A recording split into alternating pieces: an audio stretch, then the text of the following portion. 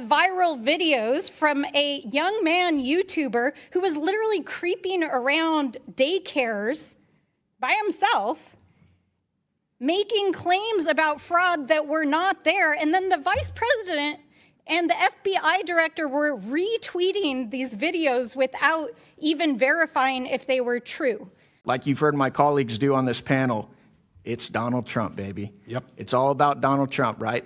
The old pivot. We're not going to talk about what's going on in Somalia and not going to talk about what's going on in Minnesota with this massive fraud scandal. We're going to talk about Donald Trump. With my remaining seconds, can we play the video I have, Mr. Chairman? The opening segment of the hearing demonstrates a classic political diversion tactic, commonly known as the Trump pivot, where attention is shifted away from pressing issues to focus on a high-profile personality.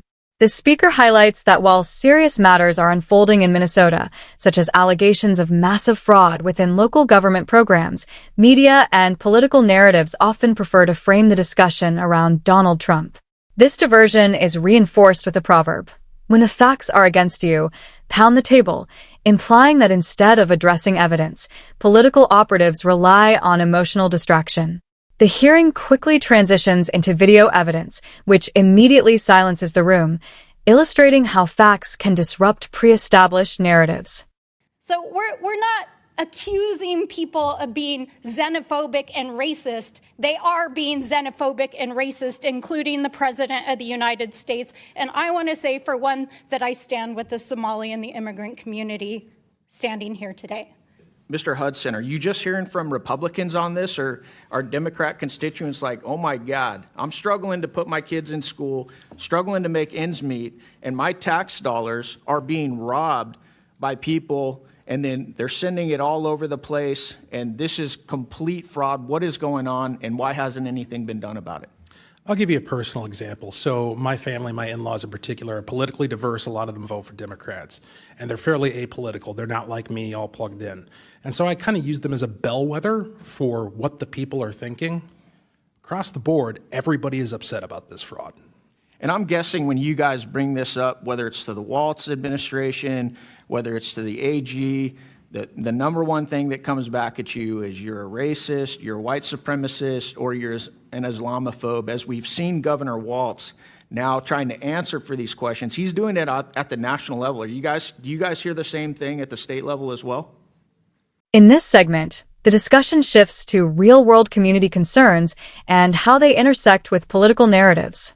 The speaker cites personal examples of family members who, while politically diverse and largely apolitical, express frustration with systemic fraud.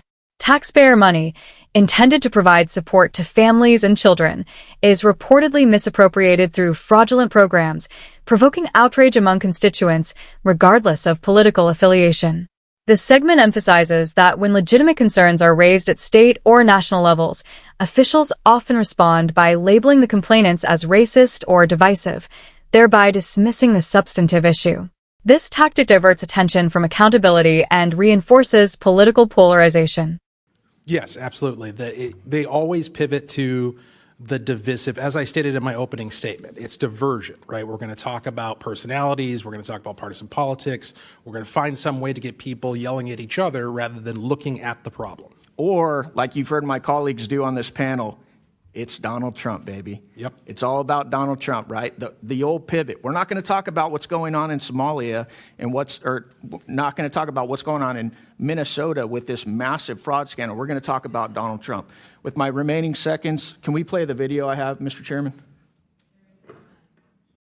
horta aad iyo aadaan ugu faraxsanahay in maanta safaari aan soo gaarnay sida dadka badan ay u og yihiin ciyaalkeena yaryar ilaa iyo number la eg 20 milyan oo ciyaal iskooley ah waxay cuntadooda ka helaan iskoolka kaliya marka waxaan fursad u helnay in aan sharci soo gudbino oo la dhahayo Meals Act oo u fududeynayo in waqtigaanay pandemic aan ku jirno oo dhalinyarada iskoolka aynan joogin oo guryahooda ay joogaan aynan gaajoonin oo familkoodii wili ay fursad u helaan in cunto ay helaan oo meelo qaarkood laga qaybinayo ay cuntada ka soo qaadan karaan marka aadaan ugu mahad celinaya safari in ay tahay meelaha sayti oo diyaarinooyo cunto maalin kasto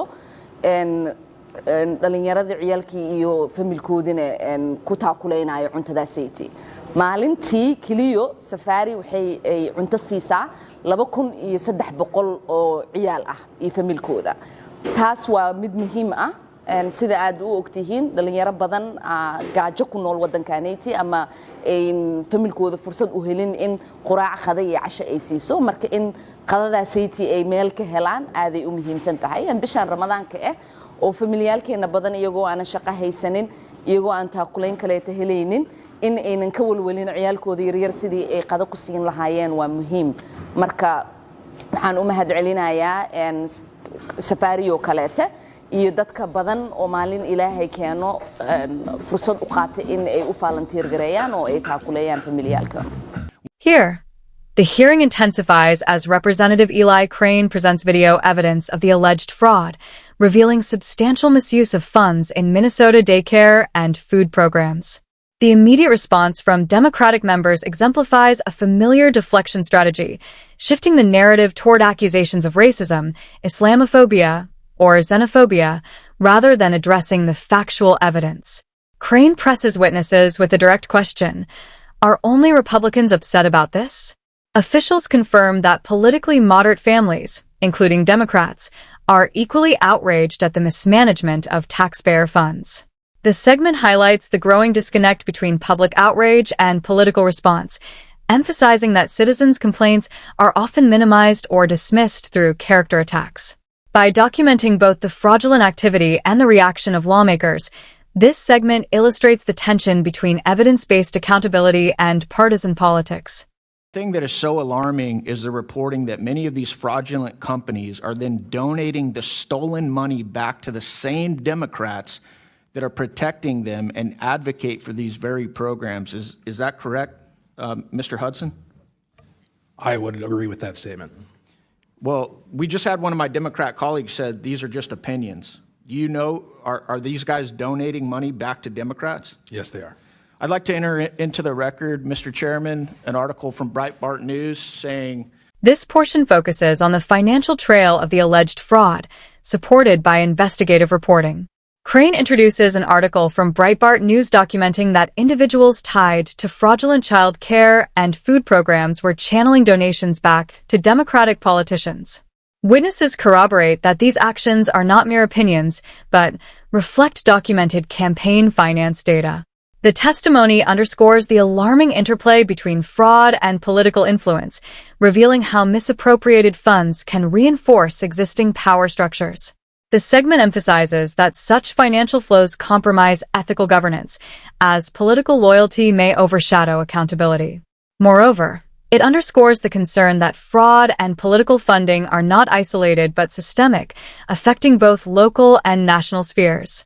By presenting clear evidence of financial entanglements, the segment moves the hearing from abstract discussion to concrete examples of corruption and complicity.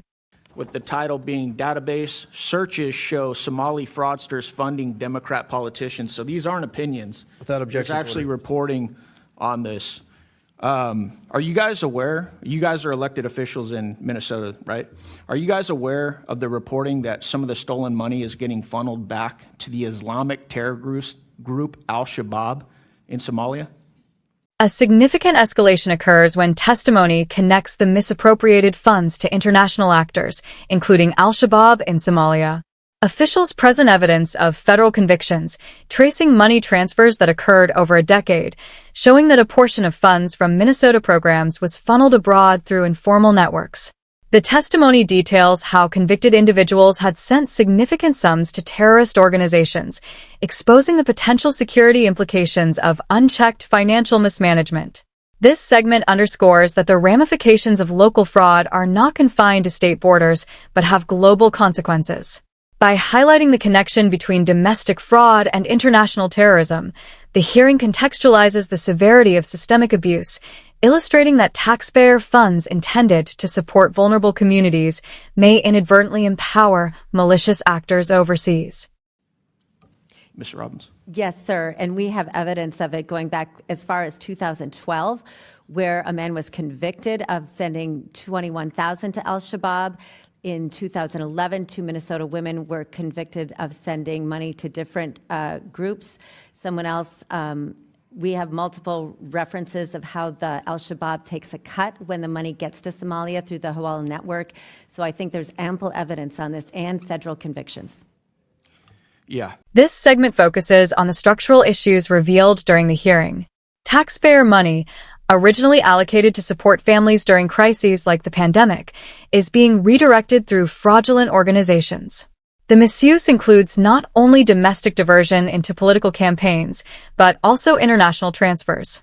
Lawmakers questioning the mismanagement encounter deflection rather than solutions, demonstrating that reform efforts are stymied by entrenched political interests. The segment emphasizes that the core issue is not political ideology, but systemic exploitation. Fraud is tolerated when it benefits the political class, even at the expense of communities relying on these programs. By framing the problem as structural rather than partisan, the testimony conveys that accountability requires institutional change, not superficial narrative management. The final segment illustrates the moment when facts overtook political diversion. Once the video evidence was presented, attempts to distract or pivot the conversation ceased temporarily, revealing the undeniable scale and impact of the fraud. The hearing shifted focus from partisan conflict to systemic abuse, highlighting the direct consequences for families, the political manipulation of charity, and the broader implications for governance and public trust. This moment underscores the power of concrete evidence to disrupt entrenched narratives, showing that even in highly polarized environments, facts can compel attention and demand accountability. The segment concludes with a reflection on the necessity of transparency and rigorous oversight to prevent similar abuses in the future.